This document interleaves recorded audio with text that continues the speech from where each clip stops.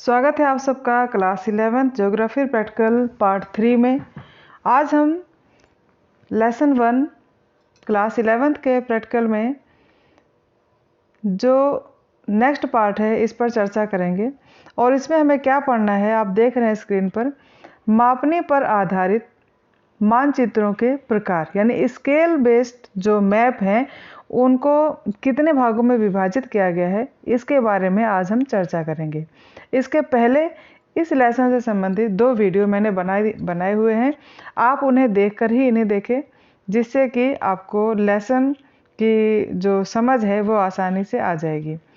अब मापने पर आधारित मैप जो है ये कितने प्रकार के हैं, तो देखिए शुरू करते हैं इसको। मापने के आधार पर मानचित्रों को वृहत मापनी या लघु मापनी यानी लार्ज स्केल और स्मॉल स्केल में डिवाइड किया गया है। वृहत मापनी या लार्ज स्केल मैप में छोटे क्षेत्रों को, जो छोटे एरिया होते हैं, अपेक्षाकृत वृहत मापनी के द्वारा दिखाया जाता है। जो धरातल पर जो छोटे एरिया हैं उनको बड़ा दिखाने के लिए हम इसका प्रयोग करते हैं। और इसके अलावा जो मेन है आपको वही बताया जाएगा, ज़्यादा विस्तृत में आप मत जाइए, क्योंकि फिर ज़्यादा देखना है तो फिर अगले लेसन है उनमें आप देखेंगे। तो वृहत मापनी मानचित्र क्या है, इसमें देखिए वृहत मापनी मानचित्रों को निम्नलिखित प्रकारों में वर्गीकृत या डिवाइड किया गया है। अब इसमें क्या है, सबसे पहले भू संपत्ति मानचित्र जो लार्ज स्केल पर संबंधित है। भू संपत्ति मानचित्र है कैडेस्ट्रल या भू संपत्ति मानचित्र शब्द की उत्पत्ति फ्रेंच भाषा के कैडेस्ट्रे शब्द से हुई है, जिसका अर्थ होता है क्षेत्रीय संपत्ति की पंजिका। इन मानचित्रों को कृषित भूमि की यानी खेती की जाने वाली जो जमीन है इनकी सीमाओं का निर्धारण कर तथा नगरों में व्यक्तिगत मकानों के प्लान को दर्शाकर इनके स्वामित्व को दर्शाने के लिए बनाया जाता है।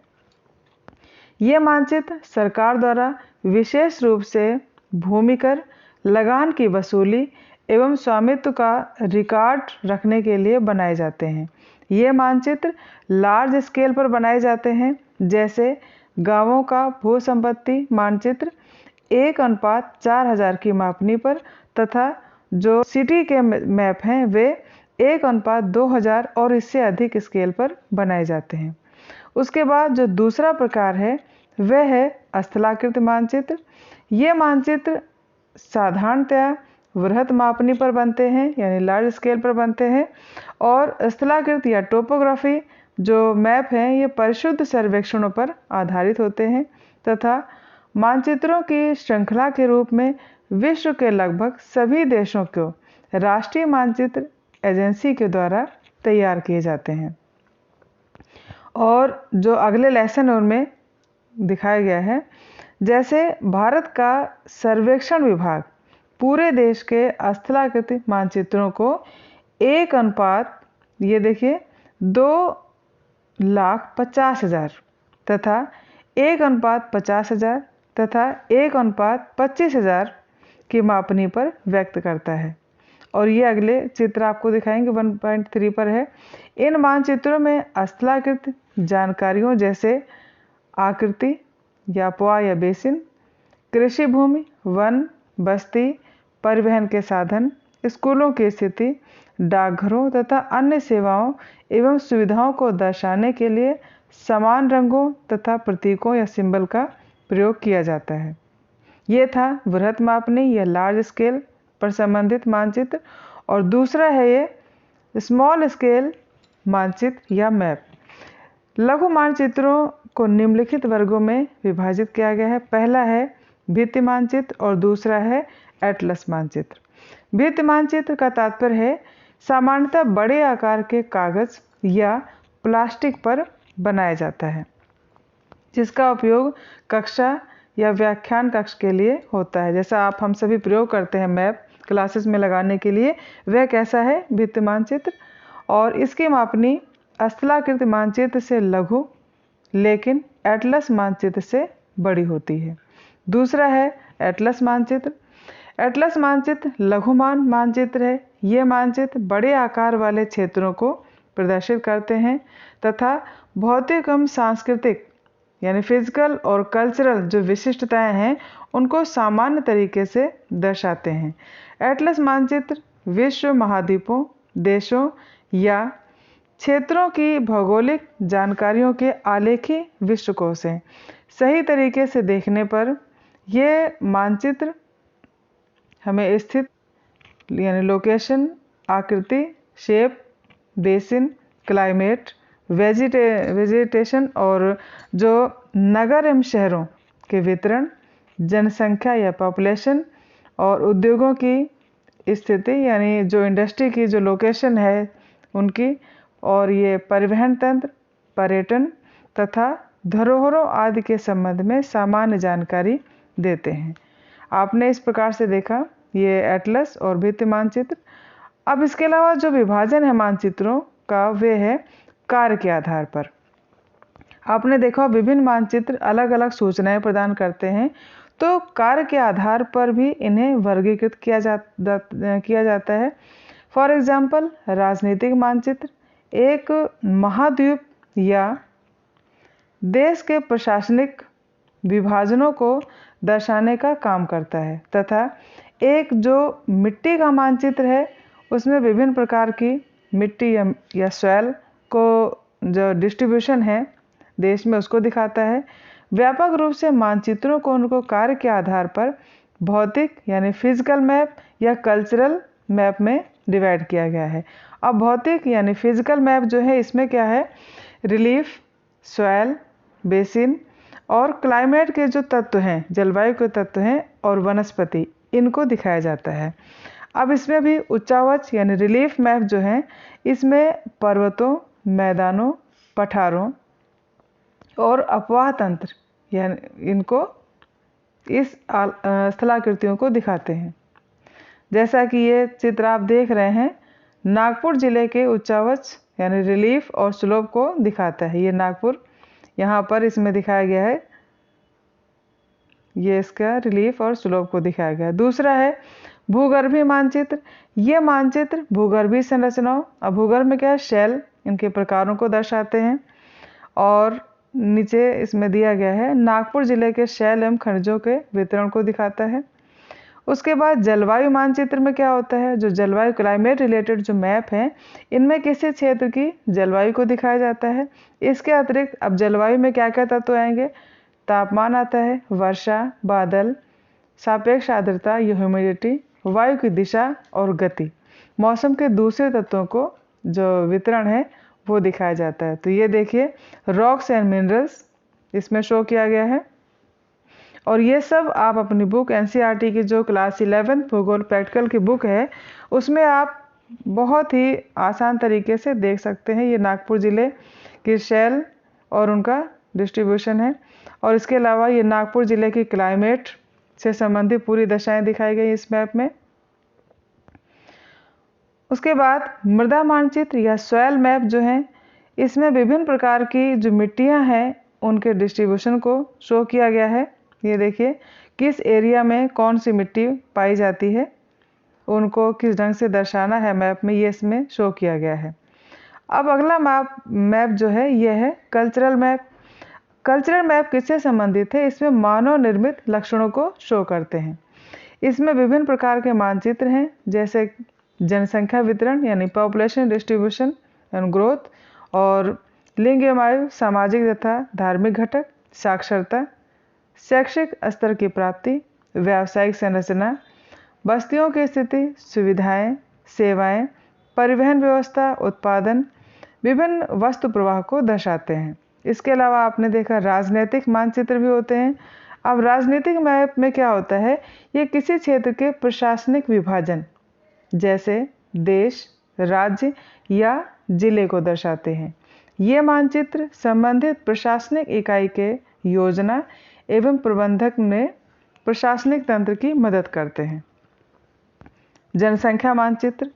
जनसंख्या मानचित्र जनसंख्या के वितरण, घनत्व एवं वृद्धि, आयु एवं लिंग की रचना, धार्मिक, भाषाई तथा सामाजिक वर्गों का वितरण, यानी जनसंख्या में पॉपुलेशन से रिलेटेड डेंसिटी और सेक्स रेशियो, इसमें रिलीजन, लैंग्वेज और इन सभी से संबंधित जो संरचनाएं हैं इस जनसंख्या मानचित्र में या पॉपुलेशन मैप में शो किया जाता है।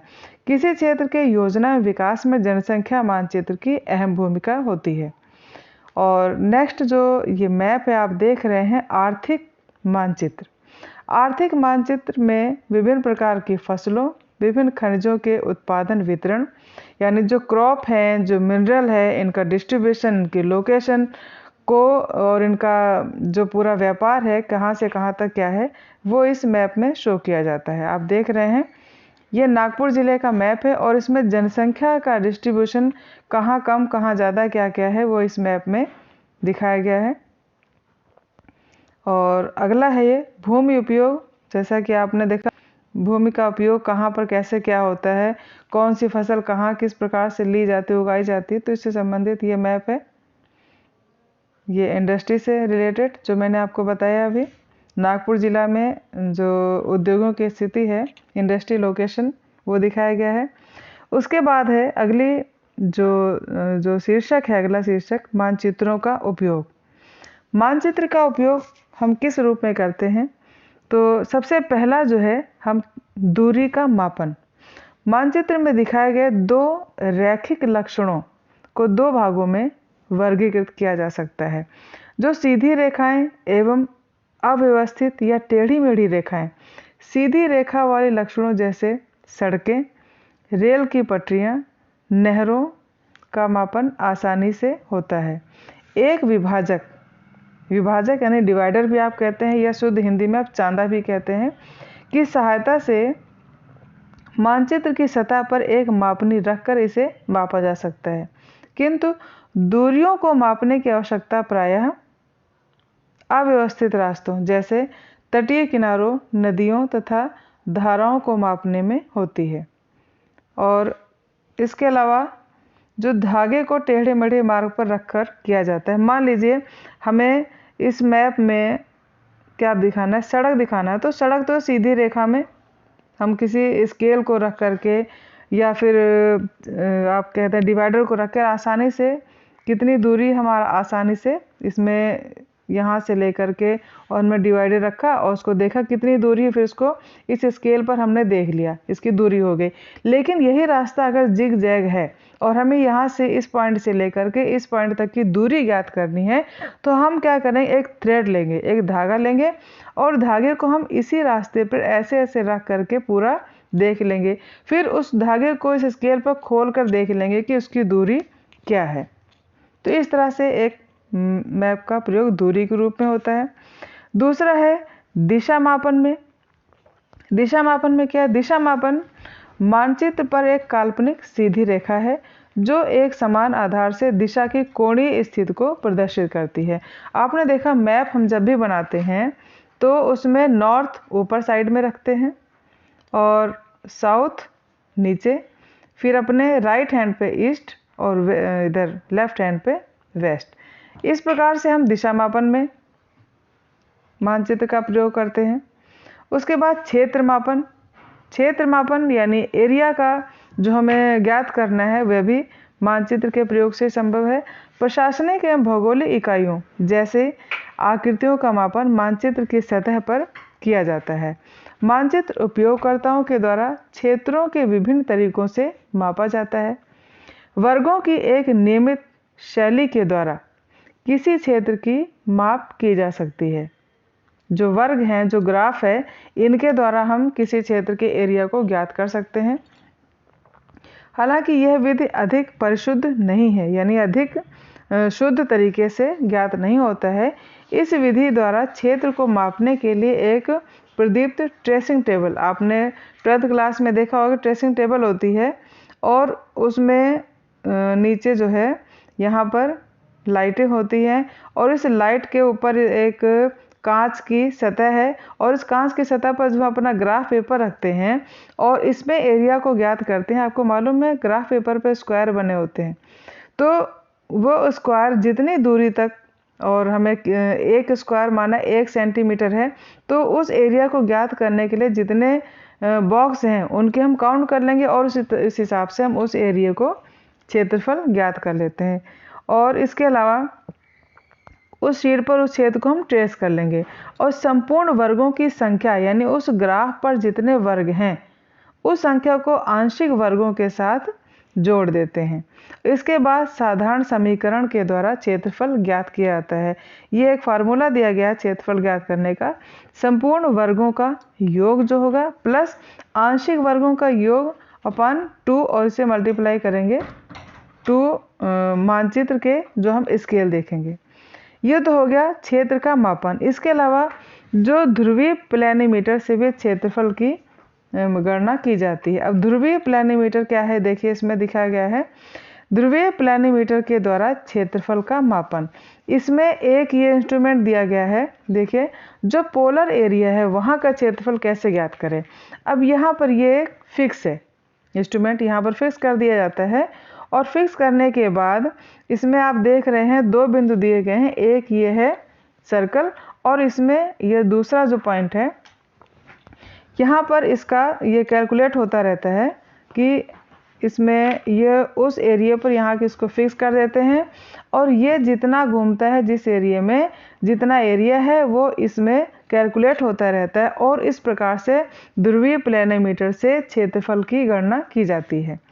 इस उपकरण में एक छड़ी की आप देख रहे हैं चित्र में, छड़ की गति को मापा जाता है जिसके एक सिरे को त्रिज्य चाप पर स्थिर करके यानी इसको हम फिक्स कर देते हैं और उसके रेखापथ को सीमित कर दिया जाता है। ये जो इसका रेखापथ है इसको हम सीमित कर देते हैं और जहाँ से हमें एरिया ज्ञात करना होता है जिस एरिया को, ये उतने पर ही फिक्स हो जाता है और उस एरिया का क्या है, दूरी क्या है, जितना ज्ञात हमें करना है उस एरिया में वो इसमें कैलकुलेट होता रहता है। इस प्रकार से उसकी परिधि को एक निर्देशक बिंदु की मदद से दक्षिणावर्त दिशा में ट्रेस कर लेते हैं और इस प्रक्रिया की शुरुआत एक सुविधाजनक बिंदु से करते हैं जिस पर ट्रेस करने वाली भुजा लौटकर ये वापस आ जाती है।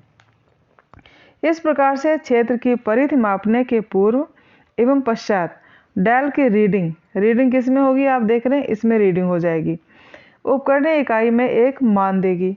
क्षेत्रफल को वर्ग इंच या सेंटीमीटर में परिवर्तित करने के लिए रीडिंग को उस उपकरण विशेष के स्थिरांक से गुणा कर दिया जाता है और इस प्रकार से हम जो ध्रुवीय एरिया हैं उनका क्षेत्रफल ज्ञात कर लेते हैं। तो आपने देखा इस वीडियो में कि जो मैप हैं कितने प्रकार के हैं और इनका क्षेत्रफल कैसे ज्ञात करना है, मैपों में हम क्या क्या दिखा सकते हैं, किस प्रकार से दिखा सकते हैं। तो आशा है वीडियो आपको पसंद आया होगा। पसंद आए तो लाइक करें, शेयर करें और हाँ चैनल को सब्सक्राइब ज़रूर कर दें जिससे कि प्रैक्टिकल से संबंधित जो भी वीडियो बने उनकी सूचना आप तक पहुंच जाए। तो मिलते हैं अगले लेसन के अगले वीडियो में, तब तक के लिए अपना ध्यान रखें। Thank you, take care.